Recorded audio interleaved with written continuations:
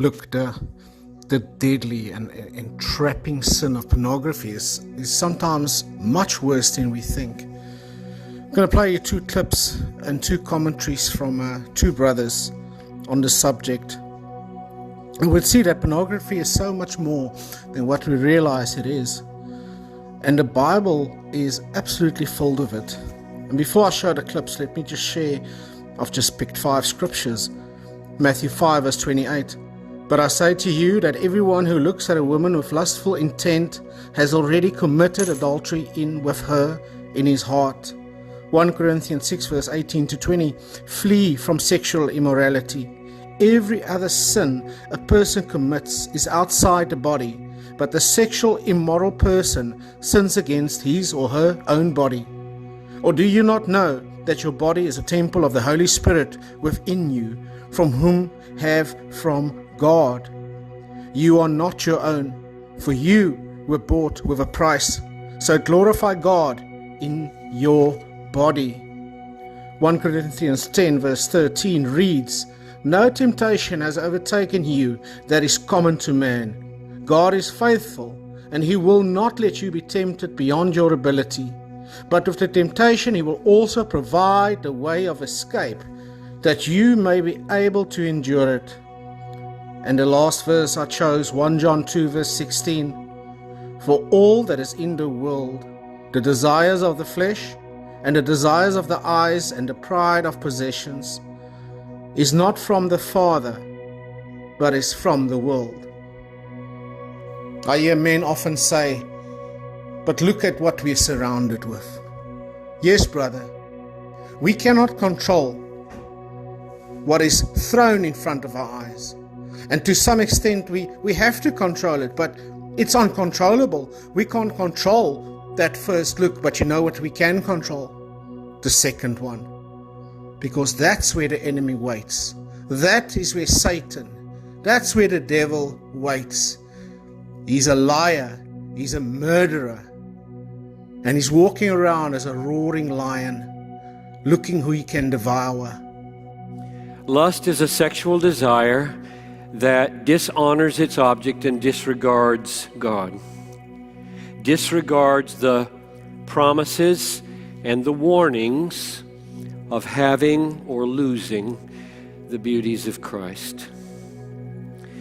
The lusted after woman or man in your head or on the screen or on the street is dishonored, not treated as a sacred, precious, eternal person in the image of God, whose eternal destiny is always paramount and whose holiness we either long for or ignore. And the only way that kind of dishonor can daringly be carried out and hold sway is by disregarding God while we are in the sway of lust. Ponder with me for a few minutes the natural and the spiritual role of self-control in relation to lust. Addiction, I think, is a relative term. I would stake my life on the guess that in this room, no one is absolutely addicted to pornography or any sexual sin. None of you is.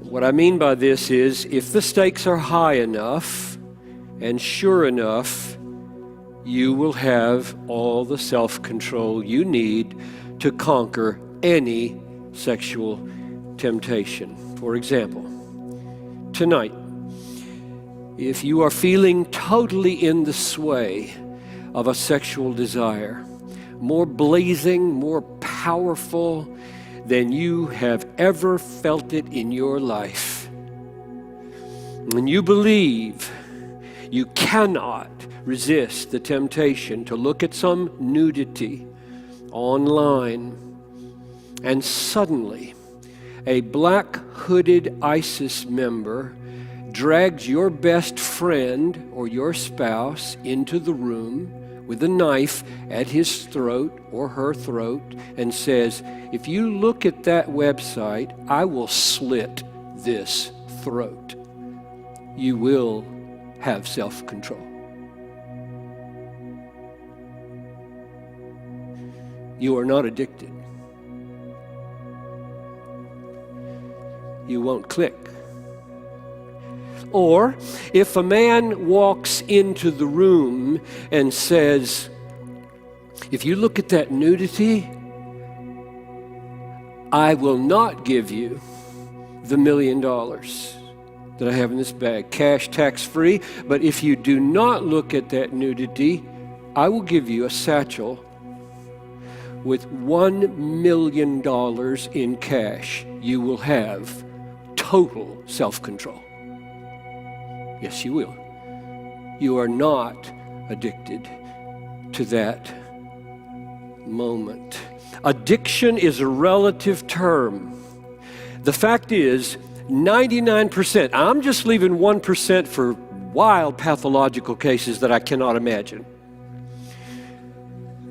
The fact is, 99% of those who give way to lust in pornography or fornication or adultery are not decisively controlled by their sexual desire. They are decisively controlled by what they believe.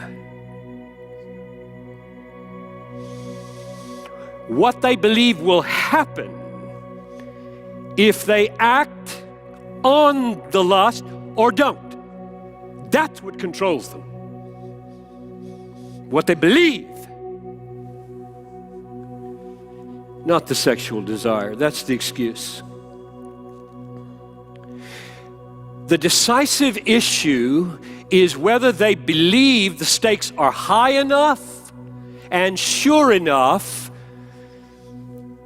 If they are sure the friend will die a gruesome death, they will have self-control. If they are sure enough, and that's real money in there, and it's really tax-free, and it isn't stolen goods, they will have self-control. Abstinence from sexual immorality is one of the most essential and basic aspects or requirements of the Christian life. Keeping yourself pure from sexual immorality is one of the most basic and essential things. If you have not mastered this, you have not even achieved, you have not even accomplished, you have not even arrived to the first rung of what it means to be a mature Christian. Now that sounds hard. I want to lay that before you because I am so sick and tired of hearing men across the nation whine about the power of this, when I know God has given us power over it. And thinking it's almost an acceptable thing that you can have this and still do Christianity. No, if you are doing this, you've not even made it to the first rung of Christianity.